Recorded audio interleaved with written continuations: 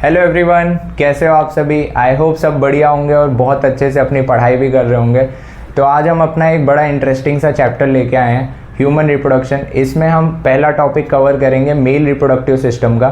तो इस चैप्टर में 4 से 5 क्वेश्चन नीट में आपके आ ही जाते हैं और ये चैप्टर हमें समझ तो आ जाता है, बट क्वेश्चंस भी आप नोटिस करना कि गलत होते हैं इस चैप्टर से काफ़ी बार।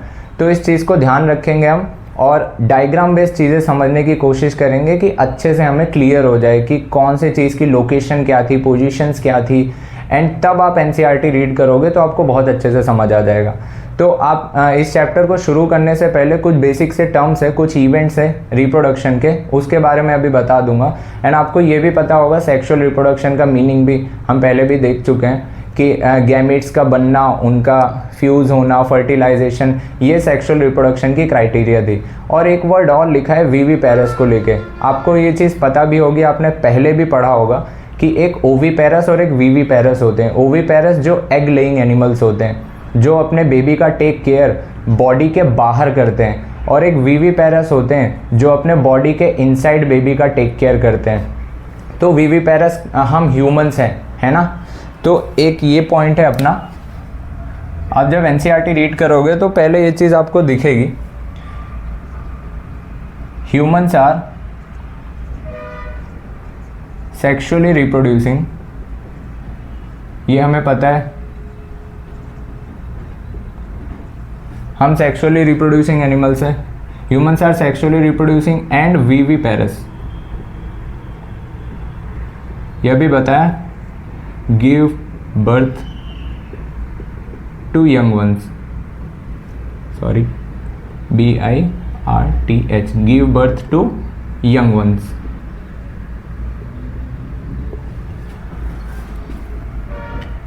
कुछ इवेंट्स है रिप्रोडक्शन के। इवेंट्स अकर इन रिप्रोडक्शन, सुना होगा आपने काफ़ी कुछ इसमें। पहला तो आता है गैमीट्स को हम बनाएंगे, गैमीट्स का फॉर्मेशन होगा जिसको आप गैमीटोजेनेसिस कहते हो, गैमीटोजेनेसिस मतलब गैमीट्स का बनना, मेल में और फीमेल में भी। Formation of male gamete and female gamete. Male gamete क्या, sperm, and female gamete, female gamete. Female gamete क्या, ओवम। गैमेट्स बन गए, ठीक है। अब मेल ने गैमेट बना लिया, अब उसे ट्रांसफर भी तो करना है फीमेल जेनाइटल ट्रैक्ट में, मतलब इंसेमिनेशन। इंसेमिनेशन, सीमेन का ट्रांसफर होगा फीमेल जेनाइटल ट्रैक्ट में।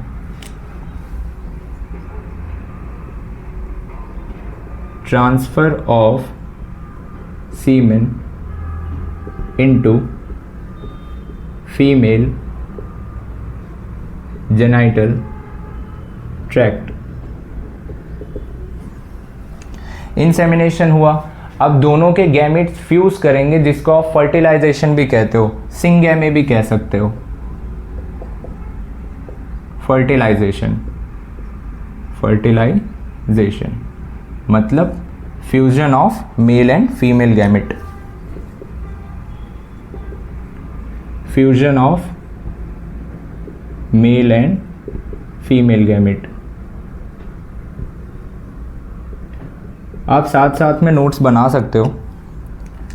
फर्टिलाइजेशन हुआ, अब इम्प्लांटेशन होगा, मतलब आपका इसके बाद जाइगोट बनता है, आपको पता होगा, या फिर अभी हम बाद में भी पढ़ेंगे। जाइगोट बनता है, फिर उसमें डिवीजन होती है, मोरूला, ब्लास्टूला, ये सारी स्टेजेस आती है। ब्लास्टोसिस्ट जब स्टेज आता है तो यही इम्प्लांट करता है, यही कहाँ चिपकता है, अटैच होता है आपके यूटेराइन वॉल में फीमेल के, है ना, जिसको आप बोलते हो इम्प्लांटेशन।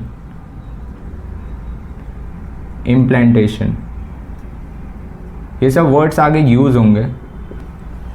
इम्प्लांटेशन मतलब attachment of blastocyst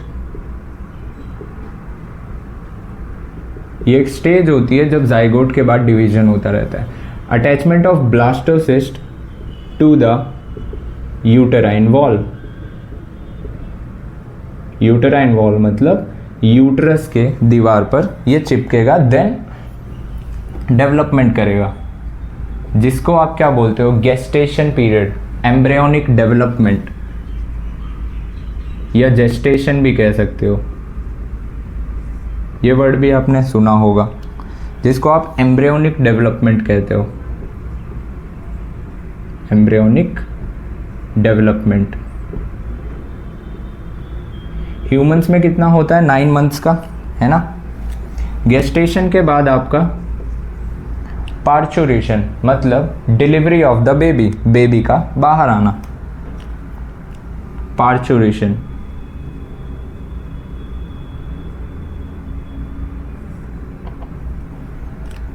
delivery of the baby, delivery of baby, ठीक है। ये कुछ बेसिक से इवेंट्स है जो रिप्रोडक्शन में होते हैं, आप एक बार इसे नोट डाउन कर लो, देन हम चलते हैं मेल रिप्रोडक्टिव सिस्टम पे, उसे हम ध्यान से पढ़ते हैं।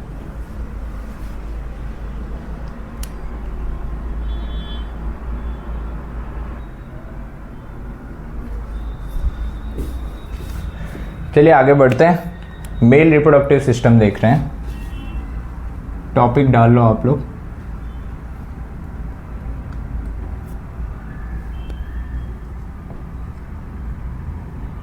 मेल रिप्रोडक्टिव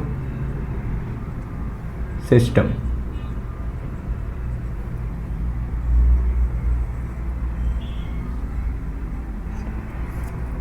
वैसे इसको 2 पार्ट में आप देखो ना, अगर एक है आपका प्राइमरी सेक्स ऑर्गन, एक है आपका सेकेंडरी सेक्स ऑर्गन। अभी बताता हूं। प्राइमरी सेक्स ऑर्गन, दूसरा आप देखोगे secondary sex organ, secondary sex organ. ये क्या होता है? प्राइमरी सेक्स ऑर्गन मतलब मेन सेक्स ऑर्गन, जहां से स्पर्म बनेगा, और सेकेंडरी सेक्स ऑर्गन क्या है, ये उसकी नरिशमेंट करेंगे, मैच्योरेशन, मोटिलिटी और उसको स्टोर करना, ये सारी चीज़ में हेल्प करेंगे कौन? Secondary sex organ. Primary sex organ हम सभी को पता है, टेस्टिस की बात कर रहे हैं हम मेल रिप्रोडक्टिव सिस्टम में, ठीक है। हम बात कर रहे हैं टेस्टिस की। टेस्टिस का क्या रोल है? Formation of sperm and male sex hormone, है ना। फॉर्मेशन ऑफ स्पर्म,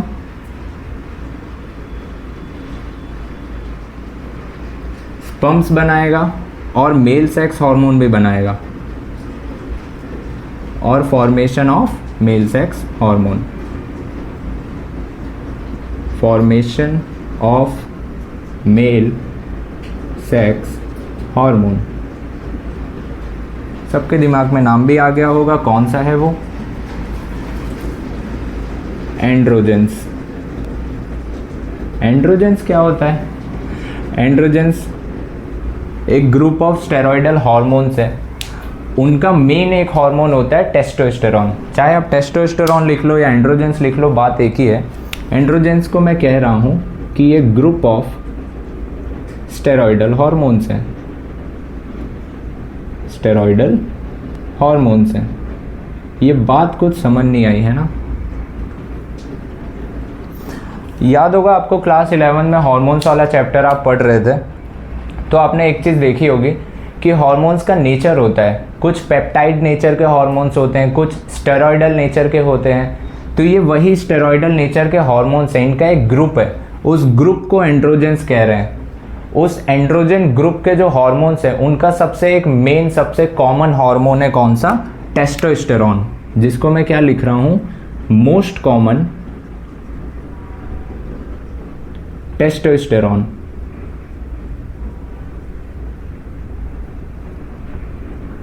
ये आपका मेन सेक्स हार्मोन है। टेस्टोस्टेरॉन के बारे में एक बात लिख लो कि यही आपके सेकेंडरी सेक्स ऑर्गन, चाहे आपके ग्लैंड्स हों, male accessory glands, male accessory ducts, इन सब के रोल को ये मेंटेन करता है, परफॉर्म करता है ना। Testosterone helps in maintaining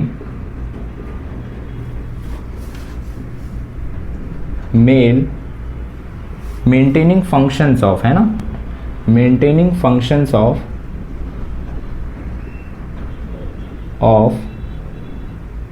male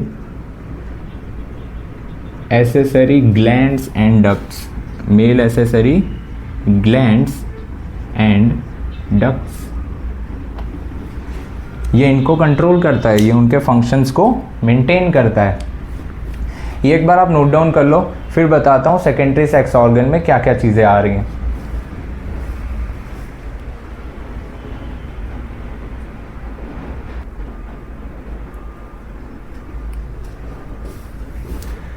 secondary sex organ बता रहा था मैं।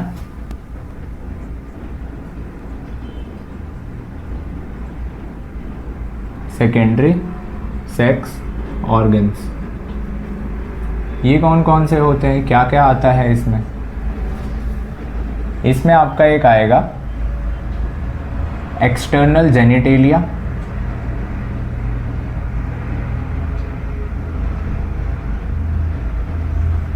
जिसमें पेनिस, स्क्रॉटम जो बाहर होते हैं बॉडी के। फिर mail accessory glands and mail accessory ducts, accessory glands आएंगे। फिर आपका आएगा एसेसरी डक्ट्स।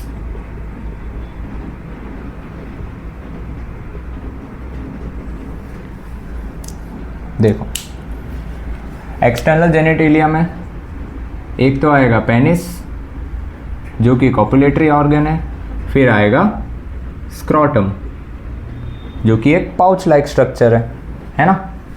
एसेसरी ग्लैंड्स में ये मैं सीक्वेंस में लिखा रहा हूँ एसेसरी ग्लैंड को कि उनकी पोजीशंस क्या होती है, सबसे पहले कौन सा ग्लैंड है, फिर कौन सा है, फिर कौन सा है, क्योंकि कभी कभार इसके पोजीशन के बेस पे भी क्वेश्चन बना सकता है। इसने पहले पूछा भी हुआ है कि position of male accessory gland in male reproductive system करके, ऐसा। तो पहले है अपना seminal vesicle gland, seminal vesicle gland, ये याद रखना पेयर में होती हैं दो। दूसरा है आपका प्रोस्टेट ग्लैंड, प्रोस्टेट ग्लैंड ये सिंगल प्रेजेंट होती है। तीसरा है आपका बल्बो यूरेथ्रल ग्लैंड, ये आगे जब डायग्राम बनाऊंगा ना तो इसकी लोकेशन भी दिखा दूंगा तो और अच्छे से क्लियर होगा। बल्बो यूरेथ्रल ग्लैंड भी दो होती है, इसी को आप काउपर्स ग्लैंड भी कह सकते हो, काउपर्स ग्लैंड। ये कभी कभार ये कंफ्यूजन होने के लिए ना कि इनकी सीक्वेंस में भूल ना जाऊं, तो मैं एक खरगोश को इमेजिन कर लेता था कि एक खरगोश बैठा हुआ है जिसके दोनों कान खड़े हुए हैं, फिर उसके बीच में बॉडी है, देन उसके दो छोटे छोटे पैर हैं, कुछ इस तरह से। ये उसके दो छोटे छोटे मैंने कान बना दिए, फिर मैंने उसके बीच में ऐसे बॉडी बना दी। अभी एक्चुअल खरगोश नहीं है, बस पोजीशन याद करने के लिए। सेमिनल वेसिकल ग्लैंड पेयर में होती है, कुछ इस तरह दिखेगी ट्यूब लाइक में।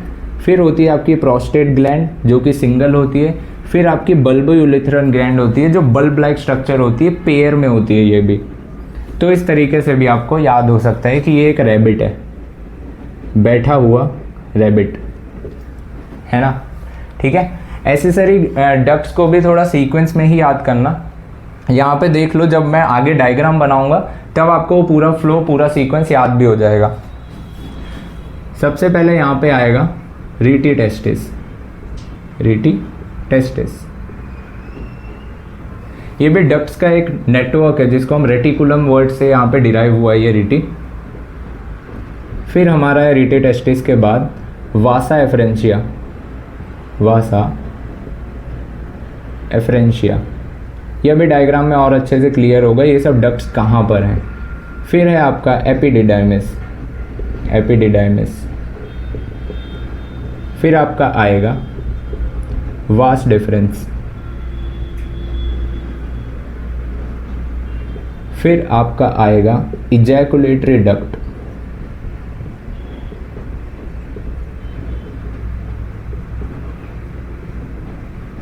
फिर लास्ट में यूरेथ्रा,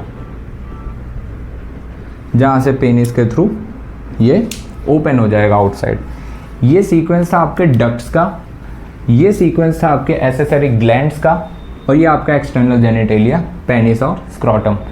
ये एक बार नोट डाउन कर लो, फिर टेस्टिस के डिटेल में चलते हैं कि टेस्टिस पेयर में प्रेजेंट होते हैं और क्यों हमें टेम्परेचर कम चाहिए स्पर्म फॉर्मेशन का। ये सारी चीज़ें नोट डाउन कर लो आप इसे, तब आगे चलते हैं।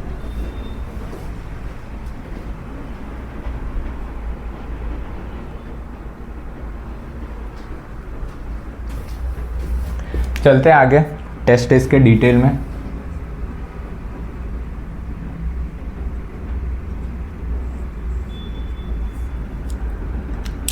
टेस्टिस पेयर में प्रेजेंट होते हैं, मतलब नंबर में 2। पेयर में होते हैं मतलब आप 2 लिख सकते हो। और ये ओवल शेप स्ट्रक्चर होते हैं, ओवल शेप होते हैं, ठीक है। और इनकी विड्थ, चौड़ाई 2 से 3 सेंटीमीटर होती है और लंबाई 4 से 5 सेंटीमीटर होती है।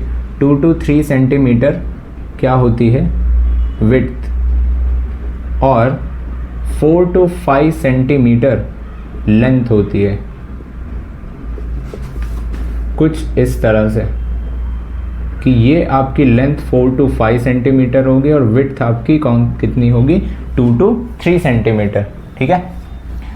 और इनकी लोकेशन ये कहाँ प्रेजेंट होते हैं, ये बॉडी के आउटसाइड प्रेजेंट होते हैं। वो भी बॉडी के किस सेगमेंट में, ये एब्डोमिनल कैविटी के बाहर होते हैं। कुछ लोग को एब्डोमिनल अगर नहीं पता हो तो मैं बता दूं, जैसे एक बेसिक स्ट्रक्चर बना रहा हूँ कि ये हेड है समझ लो, एंड ठीक है,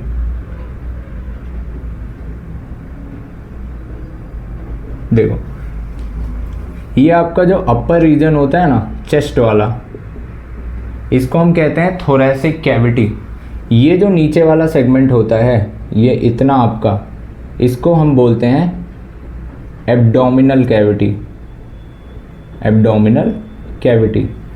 यहीं पे टेस्टिस हमारा प्रेजेंट होता है, वो भी आउटसाइड, ठीक है। Abdomen present outside the abdominal cavity, वो भी एक पाउच लाइक स्ट्रक्चर में present outside the abdominal cavity in a pouch like structure, in a pouch like structure, जिसको आप क्या बोलते हो, स्क्रॉटम लिखा है था। ये बॉडी के बाहर प्रेजेंट होता है ताकि स्पर्म फॉर्मेशन हो सके। स्पर्म फॉर्मेशन के लिए 2 से 2.5 डिग्री सेल्सियस कम टेम्परेचर चाहिए ताकि स्पर्म बन सके, इसलिए ये बाहर प्रेजेंट होता है। To maintain temperature, to maintain temperature, to maintain temperature 2 to 2.5 degree Celsius lower than the body temperature, lower than the body temperature। ऐसा क्यों? for formation of, या फिर लिख सकते हो it is necessary for formation of sperm, जो कि necessary है, necessary for sperm formation, इसलिए ये ऐसा प्रेजेंट होता है, ये हमें पता है। अब एक बार नोट डाउन कर लो, देन आगे बढ़ते हैं। इसमें हम स्ट्रक्चर की बात करेंगे कि कैसे इनका लॉन्गिट्यूडनल सेक्शन है और आपका ट्रांसवर्स सेक्शन है, उसमें डिटेल में जाएंगे।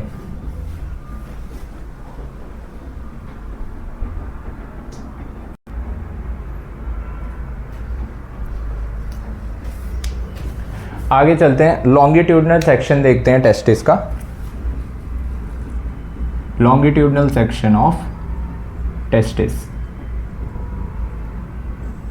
ये लॉन्गिट्यूडनल सेक्शन क्या होता है? टेस्टिस ओवल शेप में है, जब इसको आप ऐसे खड़े खड़े वर्टिकली काट रहे हो तब उसके अंदर जब आप देख रहे हो उसको हम कह रहे हैं लॉन्गिट्यूडनल सेक्शन। ठीक है, थोड़ा सा आप भी साथ साथ में बना सकते हो। ये एक पार्ट बना रहा हूं,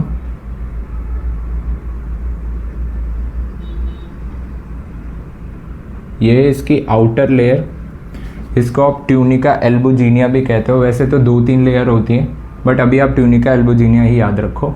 इसकी ये जो बाहर की जो लेयर है ना, यही लेयर जब अंदर हम ऐसे उंगली धंसा दें ना, ऐसे अंदर ये धंस जाती है, तो ये ऐसे अलग अलग एक कंपार्टमेंट्स बना देती है, जिसको आप टेस्टिकुलर लोब्यूल्स भी कहते हो, कुछ इस तरह से।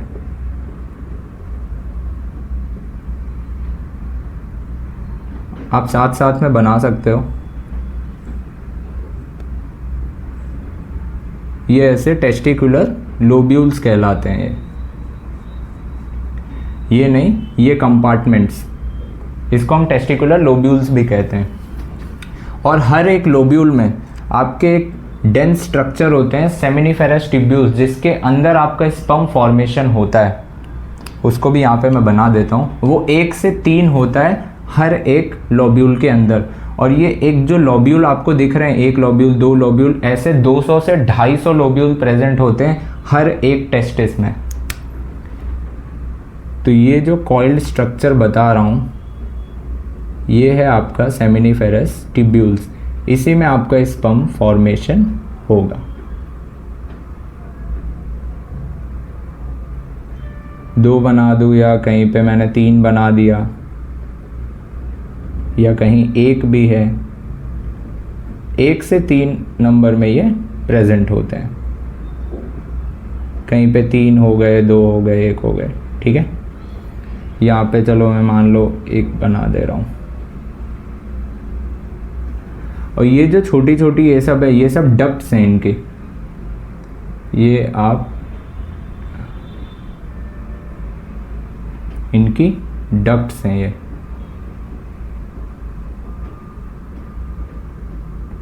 और जब ये स्पर्म फॉर्म करेंगे तो इन्हीं डक्ट्स के थ्रू ये आगे की डक्ट्स में भेजेंगे। ठीक है, और यहीं पे आपका वो जाल लाइक स्ट्रक्चर ऐसे डक्ट्स का बनेगा, जिसको आप रेटी टेस्टिस बोलते हो। यही सब डक्ट्स आपस में ऐसे उलझी हुई आपको नजर आएंगे। यहाँ पे फिर एक ये कॉमन डक्ट से होते हुए ये सारी डक्ट टेस्टिस से बाहर आती हुई आपको नजर आएंगी। इन्हीं को तो आपने कहा था वासा एफरेंशिया।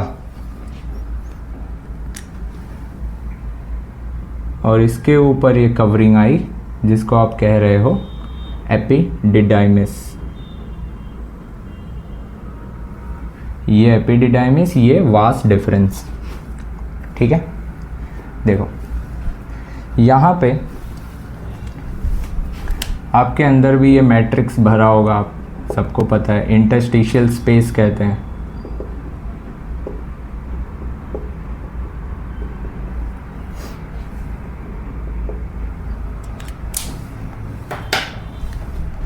तो यहाँ पर भी ये ट्यूब से ये हाईली कॉइल्ड स्ट्रक्चर बन जाएगा यहाँ सब, जिससे ये आगे जाएंगे। ठीक है, अब देखो एक एक करके हम देख रहे हैं। ये जो आपकी सबसे बाहर वाली लेयर है ना, इस बाहर की लेयर को आप कहते हो ट्यूनिका एल्बुजिनिया। ट्यूनिका एल्बुजिनिया, जो कि क्या है, आउटर कवरिंग है। आउटर कवरिंग है। फिर आपका यही जो एक एक लॉब्यूल्स बना है, मैं इनको हर एक सेगमेंट को क्या बोल दूं,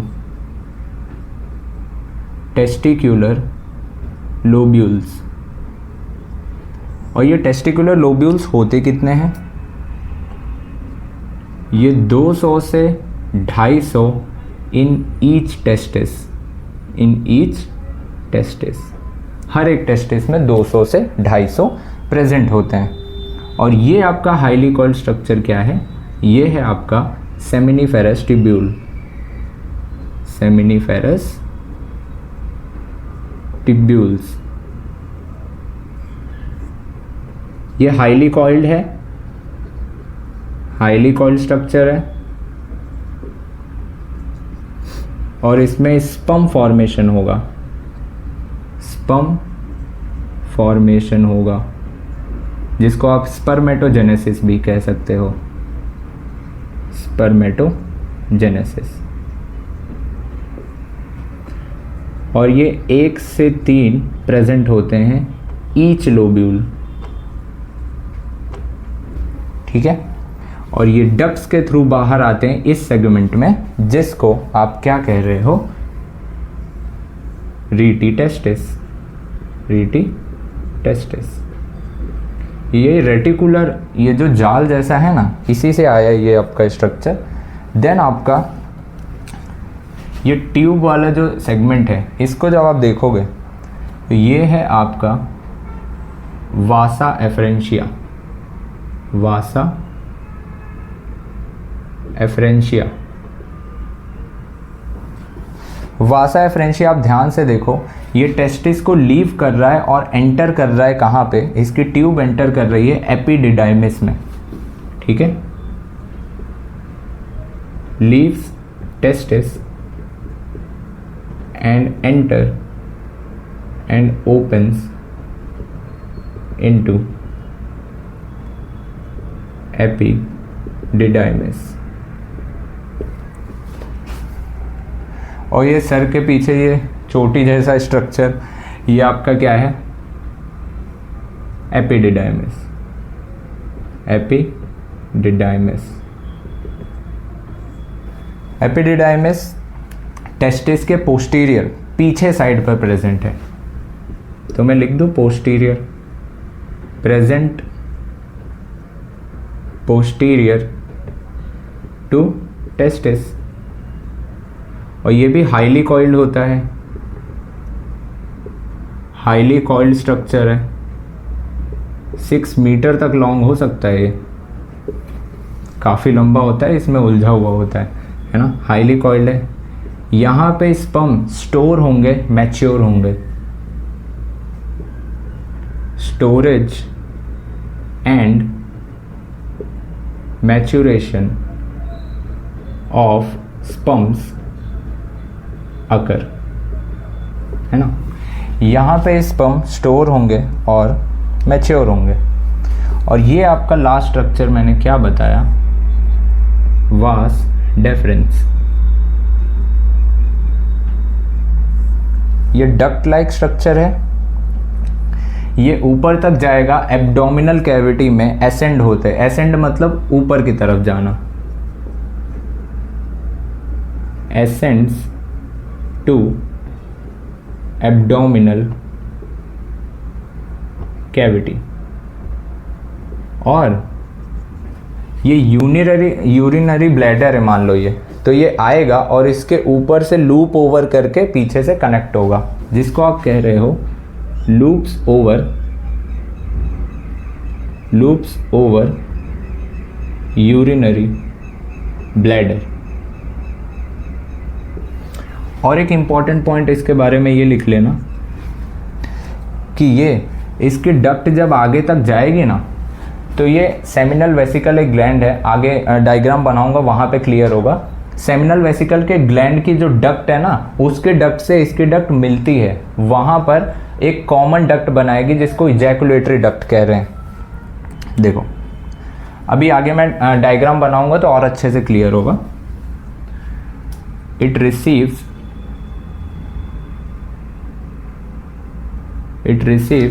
a duct from seminal vesicle gland and opens into urethra as ejaculatory duct,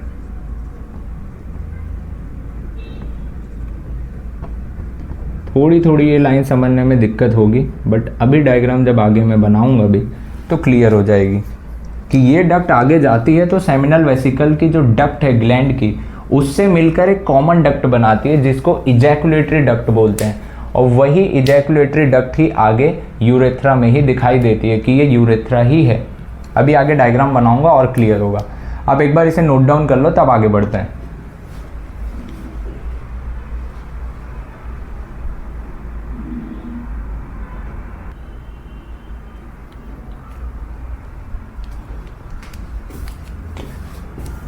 transverse section देखते हैं अब। Transverse section of testis.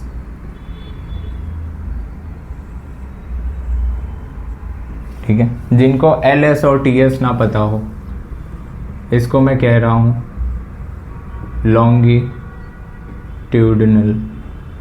Section, और TS है आपका ट्रांसवर्स सेक्शन। ट्रांसवर्स सेक्शन क्या होता है और लॉन्गिट्यूडिनल सेक्शन होता है जब आप टेस्टिस को ऐसे खड़े खड़े आप कट कर रहे हो।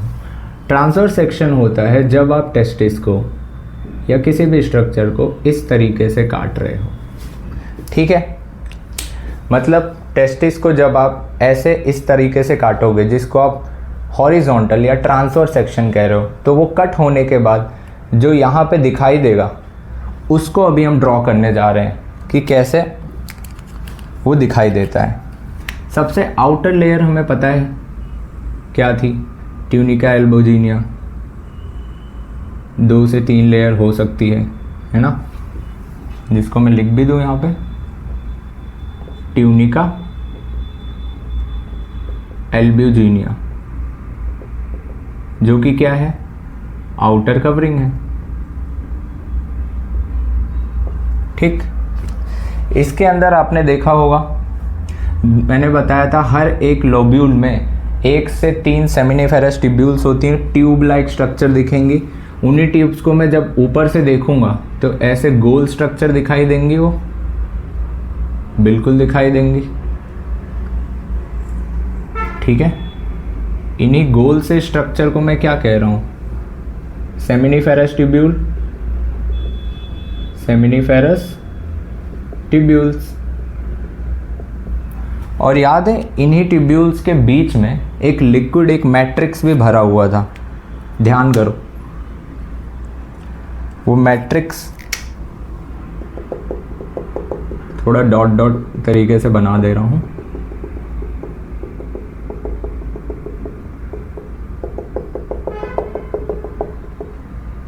ये आपका मैट्रिक्स था, इसमें बहुत सारी चीज़ें प्रेजेंट होती हैं, छोटी छोटी ब्लड वेसल्स या कुछ ऐसे सेल्स होते हैं जो इम्यून रिस्पॉन्स से रिलेटेड होते हैं, जो इम्यूनिटी भी प्रोवाइड करते हैं। अभी लिखाऊंगा। सेमिनिफेरस ट्यूब्यूल के अंदर आपको कुछ 2 तरीके की सेल्स नज़र आएंगी। एक सेल्स नज़र आएंगी आपको ऐसे लंबी लंबी, ऐसे लंबी लंबी सेल्स नज़र आएंगी, और कुछ सेल्स आपको दिखाई देंगी ऐसी छोटी छोटी सी। इन लंबी सेल्स को ही हम कहते हैं सर्टोली सेल्स। आपने नाम शायद NCERT में देखा भी हो, या आप रीड करना तो आपको दिखेगा। इन कॉलम लाइक सेल्स को ही हम क्या बोलते हैं, सर्टोली सेल्स। और इन छोटी छोटी सेल्स को हम कहते हैं जर्म सेल्स। ये इनका न्यूक्लियस है। ये जो छोटी छोटी सेल्स बनाई है मैंने, ये जर्म सेल्स होती हैं। ठीक है, आप नोट डाउन कर लो, साथ साथ में आप बना भी लो तो आपका भी रेडी हो जाए। ये फटाफट मैं बना दे रहा हूँ। ठीक है, ये कुछ इस तरीके से होंगे, जिसको आप जर्म सेल्स और सर्टोली सेल्स कह रहे हो। सर्टोली सेल्स कौन सी है, कॉलम वाली।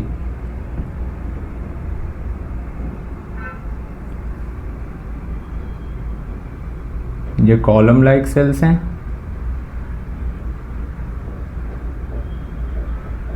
और ये आपकी हैं जर्म सेल्स, जो नीचे छोटी छोटी सी हैं।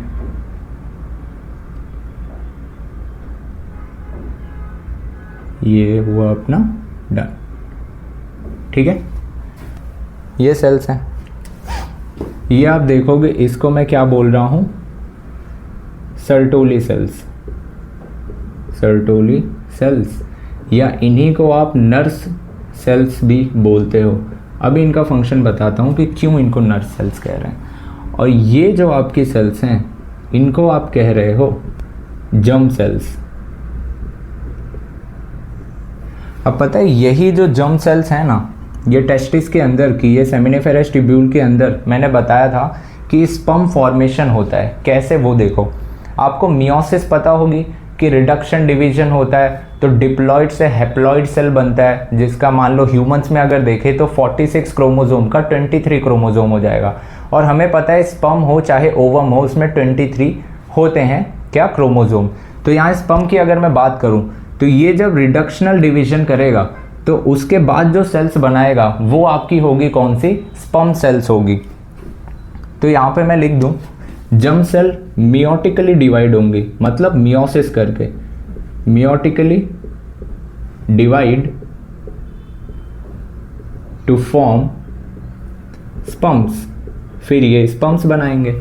और पता है ये सर्टोली सेल, ये जो नर्स सेल्स हैं, यही इन जर्म सेल्स को न्यूट्रिशन प्रोवाइड करते हैं। ठीक है, न्यूट्रिशन प्रोवाइड करते हैं तब वो डिवाइड वगैरह करेंगे। प्रोवाइड नरिशमेंट, या फिर न्यूट्रिशन लिख लो, provide nutrition to germ cells. ये इनकी बात करी मैंने। अब मैट्रिक्स में आ जाओ, ये जो ग्राउंड सब्सटेंस है इसमें भी आपको कुछ सेल्स दिखाई देंगे बीच बीच में। ये माइक्रोस्कोपिक स्ट्रक्चर में ही अच्छे से दिखता है, बीच बीच में आपको ये सेल्स दिखाई देंगे। इन्हीं सेल्स को हम क्या बोलते हैं पता है, इंटरस्टिशियल सेल्स।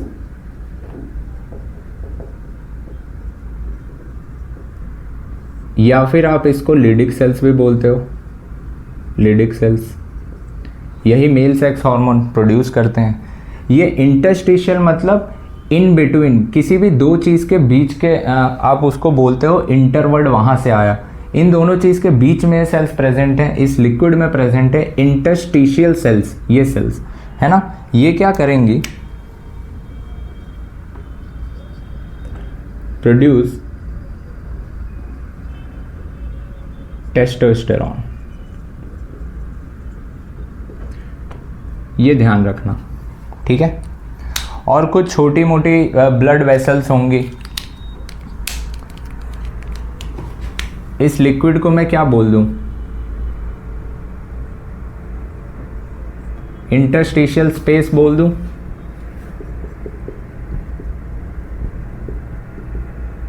इंटरस्टिशियल स्पेस कह दूं, या फिर ग्राउंड सब्सटेंस कह दूं, बात तो एक ही है ना। इनमें होता क्या है, ये स्मॉल ब्लड वेसल्स कंटेन करेंगे, contain small blood vessels, small blood vessels. इनमें कुछ छोटी छोटी ब्लड वेसल्स भी होंगी। अब यहाँ पे ब्लड वेसल्स के थ्रू न्यूट्रिशन वगैरह मिलना चाहिए ना सेल्स को, तो यहाँ पर प्रेजेंट होती हैं। और क्या होगा, कुछ इम्यूनो कॉम्पिटेंट सेल्स भी होंगी। आपके एनसीईआरटी के लाइन में लिखा हुआ है, आप रीड करना तो देखना, some immunocompetent cells, immunocompetent cells also present. मतलब ये फाइट अगेंस्ट डिजीजेस, इम्यूनिटी भी प्रोवाइड कर रहे हैं, न्यूट्रिशन भी हो रहा है, ये सारी चीज़ चल रही है। ये टेस्टिस का क्या है, आपका ट्रांसवर्स सेक्शन है। ये आप एक बार नोट डाउन कर लो, फिर हम पूरा वो स्ट्रक्चर बनाते हैं जो आपके एनसीईआरटी के डायग्राम में भी दिया है, बट वो अच्छे से समझ नहीं आता कि ग्लैंड्स की क्या पोजीशन है। मैंने बताया था, वो डक्ट वाला भी अभी बताऊंगा कि कैसे इजैकुलेटरी डक्ट बनती है। एक बार आप इसे बना लो, फिर आगे बढ़ते हैं।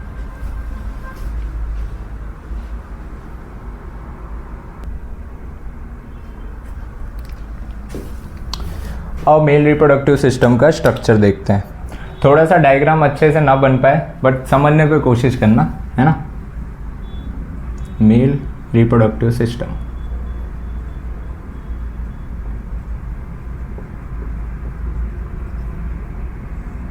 हम डायग्राम की जो बात कर रहे थे, ये है आपका वो पाउच लाइक स्ट्रक्चर जिसको आप क्या कह रहे हो, स्क्रॉटम। ठीक है, इसी में मैंने टेस्टिस को बनाया। ये आपके ओवल शेप टेस्टिस हैं। ठीक है, यहाँ पे एपिडिडाइमिस बताया था, ये आपका है क्या, एपिडिडाइमिस।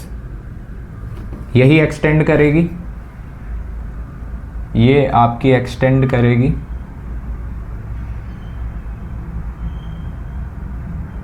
ये आपकी एक्सटेंड करते हुए पहुंचेगी।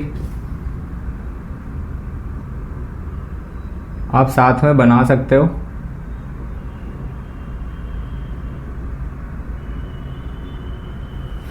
ठीक है, ये एक्सटेंड करते करते पहुंचेगी।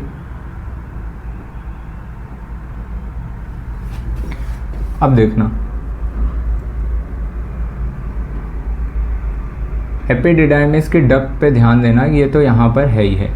ठीक है, ये आपकी एपिडिडाइमिस से निकले क्या, वास्ट डिफरेंस निकली, इसकी डक्ट यहाँ तक पहुँची।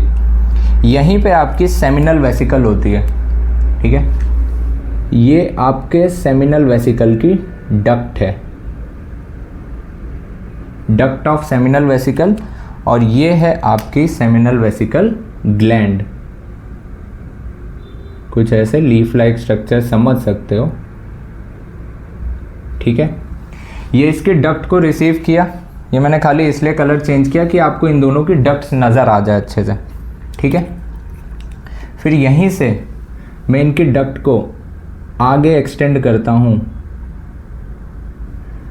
यही इनकी डक्ट जब यहाँ पे मिलती है, इसी को हम सेगमेंट को क्या कहते हैं, इजैकुलेटरी डक्ट। और यही तो है यूरेथ्रा आपका। यही आगे तक कहाँ जाएगा, आपका यूरेथ्रा है। अच्छा, आपको ये भी पता होगा यूरेथ्रा को हम यूरिनोजेनाइटल ट्रैक्ट भी बोलते हैं, जिसमें यूरिन भी पास करेगा और आपका जो सीमेन बना ये भी पास करेगा। अब देखो यहाँ पे बस थोड़ा सा इमेजिन ये करना आप कि मैं यहाँ पर यूरिनरी ब्लैडर को बना रहा हूँ। ठीक है, थोड़ा सा ऊपर से बनाऊंगा, कोशिश करना समझने की। ये ऊपर साइड है, वैसे डॉट डॉट से हम शो करते हैं कि आपका बैकवर्ड दिखाने की, लेकिन ये बाहर के साइड प्रेजेंट होता है यूरिनरी ब्लैडर। और ये है इसकी यूरिनरी डक्ट जिसको यूरेटर कहते हो। ठीक है, ये बाहर के साइड प्रेजेंट होती है यूरिनरी ब्लैडर। लिख भी दे रहा हूं मैं, ये क्या है आपका यूरिनरी ब्लैडर। ये आउटसाइड ये कह लो या एबव रिप्रोडक्टिव पार्ट, या मैं लिख दूं इधर प्रेजेंट एबव, या समझ जाओगे आप। ठीक है, एबव रिप्रोडक्टिव पार्ट के ऊपर साइड पे प्रेजेंट है। अब इमेजिन करना कि यहाँ पे ये चीज़ें, ये यूरिन का भी कॉमन आया पास, ये ऊपर साइड प्रेजेंट होगा इसकी डक्ट, इसके जस्ट पीछे प्रेजेंट होगी आपकी ये वाली, कि जहाँ पे आपका सीमेन वगैरह पास होगा। ठीक है, यहाँ पे देखना, फिर आपका आएगा क्या, यहाँ पर है आपका प्रोस्टेट ग्लैंड। ये आपका जस्ट नीचे साइड आएगा क्या, प्रोस्टेट ग्लैंड। प्रोस्टेट ग्लैंड के नीचे आपका बल्ब लाइक स्ट्रक्चर जिसको आप कह रहे हो बल्बो यूरेथ्रल ग्लैंड।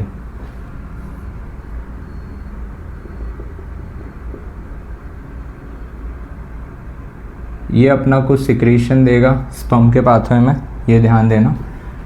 फिर यहाँ पे मैं बना रहा हूँ पेनिस। ठीक है,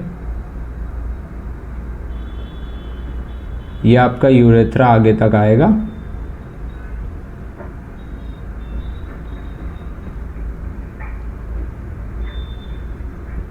इसके ऊपर स्किन होती है पेनिस के, जिसको आप फोर स्किन कहते हो, और इनमें कुछ मसल्स भी होती हैं पेनिस में, इरेक्टाइल मसल कहते हो। ये ग्लैंड्स पेनिस का एरिया है।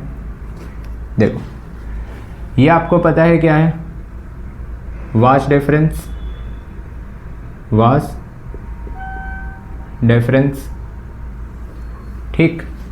ये आपका एपिडिडाइमिस था, ये सब तो आपको पता है, एपिडिडाइमिस, ठीक। ये आपका है स्क्रॉटम, फिर वो टेस्टिस वगैरह, है ना।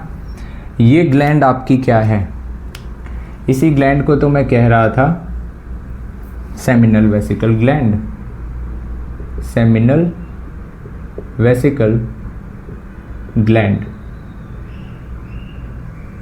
और ये पेयर में प्रेजेंट होती है। ध्यान से देखो, कुछ ऐसा नहीं लग रहा, 2 कान, फिर उसकी बॉडी, फिर 2 छोटे छोटे पैर, खरगोश, इनकी लोकेशन पता चली। सेमिनल वेसिकल ग्लैंड क्या करता है, इसका जो सिक्रीशन है ये सीमेन में फ्रक्टोज प्रोवाइड करेगा। इसी फ्रक्टोज से क्रिमिनल लोग जो होते हैं रेप ओप के केस में, ये फ्रक्टोज डिटेक्शन से ही पता करते हैं कि सीमेन में अगर फ्रक्टोज प्रेजेंट है तो इससे ही जांच वगैरह करते हैं। बट ये सब लिखने की ज़रूरत नहीं है, खाली ये देखना है कि इसमें होता क्या है। ये फ्रक्टोज सीमेन में अपना सिक्रीशन डालता है। फिर आपका ये है इजैकुलेटरी डक्ट, ये बीच वाला सेगमेंट, इसको मैं यहाँ पे दिखा देता हूँ। ये आपका क्या है, इजैकुलेटरी डक्ट, ये आपका इजैकुलेटरी डक्ट है। देन आपका ये है प्रोस्टेट ग्लैंड, प्रोस्टेट ग्लैंड। अच्छा, ये क्या प्रोवाइड करता है सीमेन में, ये कैल्शियम प्रोवाइड करता है, कैल्शियम, ठीक है। देन आपका लास्ट क्या है, ये बल्बो यूरेथ्रल ग्लैंड है, इसको मैं क्या कह रहा हूँ,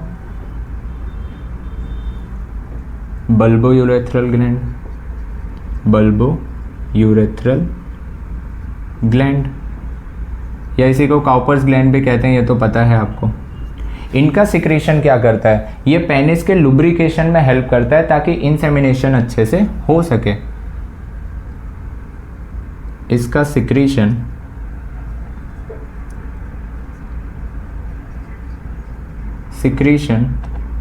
helps in lubrication of penis, lubrication of penis, penis के लुब्रिकेशन में ये हेल्प करता है। और ये क्या है आपका पेनिस, जो कि क्या है, कॉप्युलेटरी ऑर्गन।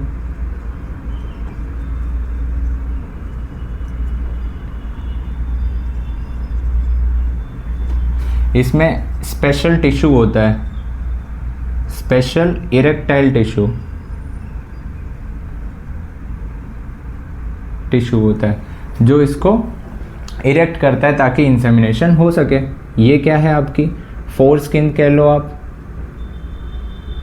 या फिर प्रीप्यूस भी कहते हैं इसको, प्रीप्यूस, ठीक है। और ये है आपका ग्लैंस पेनिस, ग्लैंस पेनिस। और ये मिडल वाला सेगमेंट आपका क्या है, यूरेथ्रल मीएटस, यूरेथ्रल मीएटस, जिसको आप ओपनिंग कह सकते हो। क्या है ये, ओपनिंग कह सकते हो, ठीक है। ये आपका हो गया, सेमिनल वेसिकल हुआ, ये सारी चीज़ आपने इजैकुलेटरी डक्ट देखा।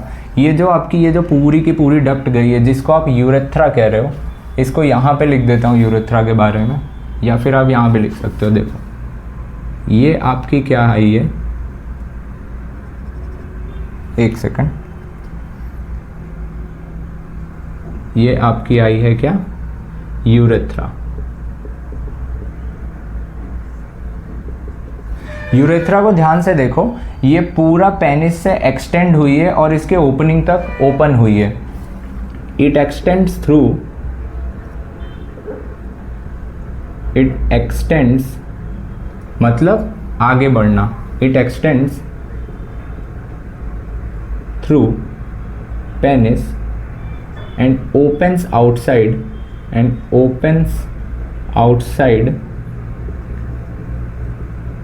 through its opening जिसको आप क्या कह रहे हो, आपका यूरेथ्रल मीएटस। ये आप एक बार डायग्राम बना लो, देख लो अच्छे से।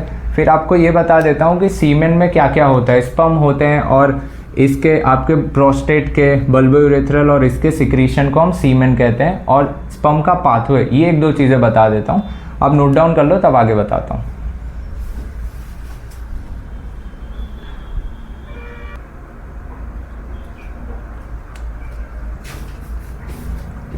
अब देख लेते हैं सीमेन वर्ड, सीमेन में क्या होता है। सॉरी,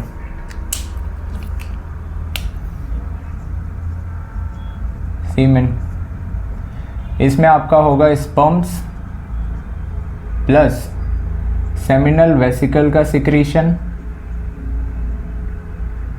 प्लस प्रोस्टेट का सिक्रीशन प्लस आपका बल्बो यूरेथ्रल का सिक्रीशन।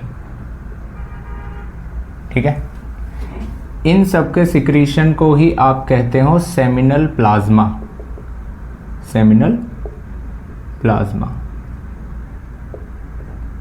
ये और स्पर्म मिलके आपका बनाता है क्या, सीमेन।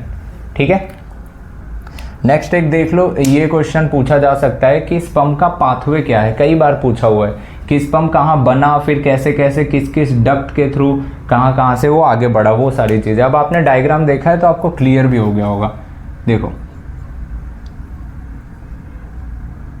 पाथवे ऑफ स्पर्म्स, थोड़ा सा डायग्राम दिमाग में याद रखना, अभी चीज़ें क्लियर होंगी। स्पर्म फॉर्मेशन कहाँ हुआ याद करो, सेमिनिफेरस ट्यूब्यूल्स में हुआ था पहले, सेमिनिफेरस ट्यूब्यूल्स।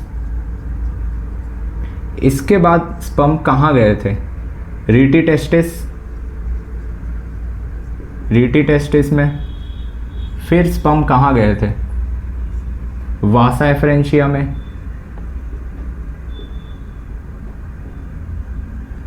वासा एफरेंशिया से होते हुए ये उस हाईली कॉल्ड स्ट्रक्चर जिसको आप कह रहे हो एपिडिडाइमिस से होते हुए ये गए थे वास डिफरेंस में।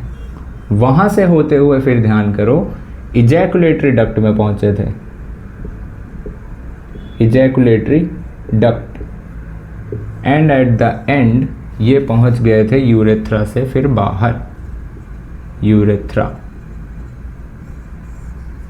क्या ये बात समझ आती है? ठीक है, ये पाथवे ऑफ स्पर्म ये भी पूछ सकता है या पूछा गया है कई बार।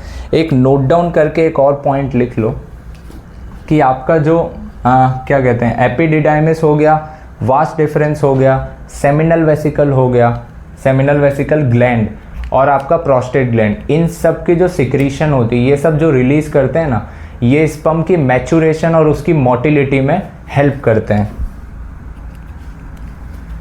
इम्पॉर्टेंट नोट डाल के लिख सकते हो आप, इम्पॉर्टेंट नोट डाल के ये पॉइंट लिख सकते हो कि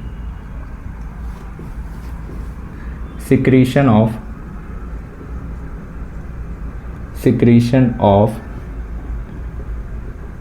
epididymis, vas deferens,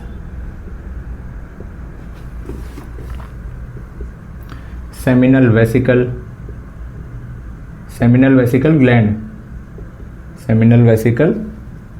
gland plus आपका प्रोस्टेट ग्लैंड, इन सब के सिक्रीशन हेल्प करती है, helps in maturation and motility, motility मतलब मूव करना, मोटिलिटी ऑफ स्पर्म्स। ये आपके मोस्टली सारे पॉइंट्स कवर हो गए हैं, लगभग आपने आपका मेल रिप्रोडक्टिव सिस्टम वाला पार्ट पूरा कवर कर लिया है। तो आप एक बार नोट्स अच्छे से पढ़ना, देन आप एनसीईआरटी रीड करना, आपको कोई पॉइंट मिस नहीं होगा। ठीक है, मिलते हैं हम फिर अपने अगले लेक्चर में, तब तक आप इसे रिवाइज करो, पढ़ो। Best of luck.